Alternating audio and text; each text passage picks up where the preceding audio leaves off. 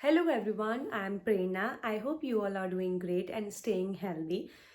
कई सारे स्टूडेंट्स के क्वेश्चन है रिगार्डिंग बीएमएस में इंटर्नशिप किस तरीके से होती है, क्या क्या चीज़ें होती हैं इंटर्नशिप में, एलोपैथ की इंटर्नशिप लगती है बीएमएस में या नहीं लगती है, स्टाइफन बीएमएस में मिलता है या नहीं मिलता है, किस तरीके से आपको अपनी इंटर्नशिप में एनरोल करना होता है।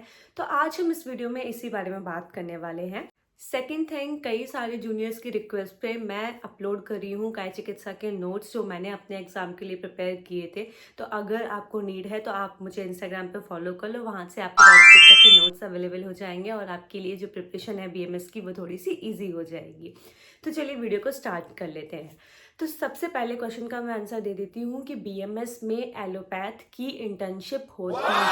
ठीक है, तो बेसिकली जो बीएमएस में इंटर्नशिप का पैटर्न है वो एनसीआईएसएम से और सीसीआईएम में दोनों ही सेम ही है। जो अब एनसीआईएसएम के अकॉर्डिंगली हम बात करेंगे इस वीडियो में, तो एनसीआईएसएम के अकॉर्डिंगली 6 मंथ आपको आयुर्वेद की इंटर्नशिप करनी है और 6 मंथ आपको एलोपैथ की इंटर्नशिप। इसको हम रोटेटरी इंटर्नशिप कहते हैं। 1 ईयर की कंपल्सरी इंटर्नशिप आपको करनी होती है बीएमएस में। तो सबसे पहले मैं स्टार्ट करती हूँ कि कैसे आपको एनरोल करना होता है अपने बीएमएस के इंटर्नशिप के लिए। तो जब आपका फाइनल ईयर के एग्ज़ाम का रिजल्ट आ जाता है उसके बाद आपको एनरोल करना होता है बीएमएस में इंटर्नशिप में। तो आपको जाना होता है बोर्ड ऑफ यूनानी एंड आयुर्वेदा सिद्धा में। वहाँ पर एक ऑप्शन आएगा कि आपको इंटर्नशिप के लिए एनरोल करना है।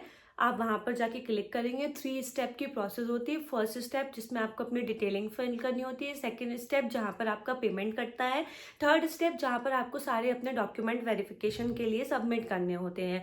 तो थर्ड स्टेप बहुत ध्यान से करिएगा क्योंकि अगर आपके डॉक्यूमेंट्स में कोई भी गड़बड़ी पाई जाती है तो वो आपका फिर पॉज हो जाएगा। आपको सारे डॉक्यूमेंट्स को क्लियर कराना पड़ेगा, तब जाके आप थर्ड स्टेप को क्लियर कर पाएंगे। उसके बाद हर कॉलेज टू कॉलेज डिफर करता है कि वो आपको किस तरीके से ज्वाइन करा रहे हैं अपने कॉलेज में। तो हमारे कॉलेज में मैंने जिस तरीके से अपनी इंटर्नशिप ज्वाइन करी थी मैं वो आपको बताऊंगी। तो सबसे पहले हमें अपने इंटर्नशिप के ज्वाइन करने से पहले सारे डॉक्यूमेंट्स रेडी कर लेने होते हैं। उसके बाद हमें जो इक्विपमेंट बताए जाते हैं, जैसे हमारे को इन्फॉर्म कर दिया गया था कि आपको बीपी इंस्ट्रूमेंट लेना है, पल्स ऑक्सीमीटर लेना है, हैमर लेना है, स्क्रब लेना है, पेन डायरी होना चाहिए आपके पास, थर्मामीटर होना चाहिए। उसके बाद 5 मेडिसिनल प्लांट्स भी हम लोगों को लाके कॉलेज में सबमिट करना था। जब हम ये सारी चीज़ें लाके सबमिट कर देंगे कॉलेज में तब हमारी इंटर्नशिप की ज्वाइनिंग हो जाती है। आयुर्वेद में जो 6 मंथ की आपकी इंटर्नशिप लगती है वो डिपार्टमेंट वाइज लगती है। जैसे कि काय चिकित्सा में 2 मंथ आपको लगेगी, शल्य और शलाक में 1 मंथ की लगेगी, स्त्री एवं प्रसूति तंत्र में आपकी 1 मंथ की लगेगी, बाल रोग एवं पंचकर्म में आपकी 15 डेज की लगेगी। ये कुछ 6 मंथ का आपका शेड्यूल होता है। ये कॉलेज टू कॉलेज थोड़ा बहुत डिफर हो सकता है डिपार्टमेंट वाइज। उसके बाद आपको अपने कॉलेज से एक एनओसी लेना होता है जहां पर भी आप अगली 6 मंथ जो एलोपैथ की इंटर्नशिप करने वाले हैं वहां के लिए लेना होता है कि आप का कॉलेज ये अप्रूव करता है कि आपने 6 मंथ की इंटर्नशिप अपनी आयुर्वेद कॉलेज में कंप्लीट कर ली है। अब आपको किसी भी डिस्ट्रिक्ट हॉस्पिटल जहाँ से भी आप अपना एलोपैथ की इंटर्नशिप करना चाहते हैं वहाँ के लिए आपको ये एनओसी प्रोवाइड करेगा कॉलेज। उसके बाद ये एनओसी ले जाके आपको अपने डिस्ट्रिक्ट हॉस्पिटल में देना होता है। अगर उनके पास सीट्स वैकेंट होती हैं तब वो आपको वापस से एक पेपर दे देते हैं लिख के कि ठीक है हमें कोई ऑब्जेक्शन नहीं है अगर ये पर्सन यहाँ से हमारे यहाँ से इंटर्नशिप करेंगी अपनी एलोपैथ की।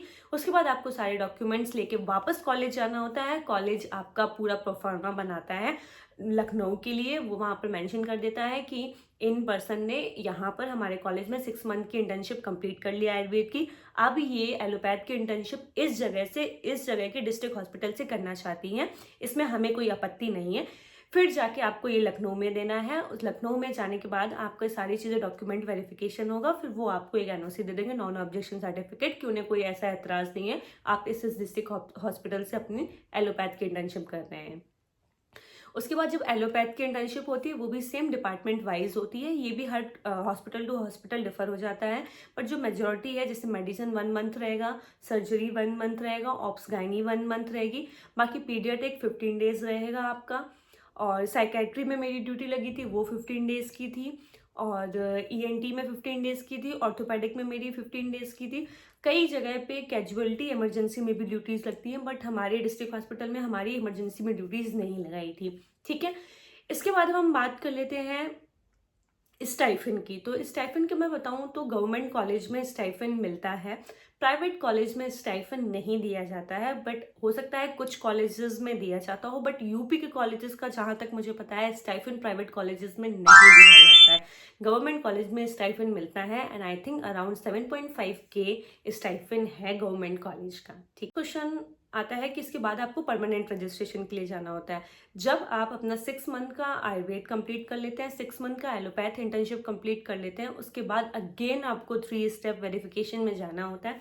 फर्स्ट स्टेप आपकी डिटेलिंग होती है, सेकेंड स्टेप आपको पेमेंट सबमिट करना होता है, थर्ड स्टेप में आपको सारा का सारा डॉक्यूमेंट सबमिट करना होता है। उसके बाद आप जाके लखनऊ में अपना परमानेंट रजिस्ट्रेशन करा सकते हैं। ठीक है। तो आई होप इसमें आपको कोई कन्फ्यूज़न नहीं रह गया होगा अबाउट बीएमएस में इंटर्नशिप किस तरीके से होती है। अगर इसके बाद भी किसी को कोई डाउट हो इंटर्नशिप के बारे में तो आके मुझे इंस्टाग्राम पे भी मैसेज कर सकता है और यहाँ पर भी कमेंट कर सकता है। Thank you for watching my channel. अगर वीडियो पसंद आए तो वीडियो को लाइक कर देना और मेरे चैनल को सब्सक्राइब कर लेना। Bye bye.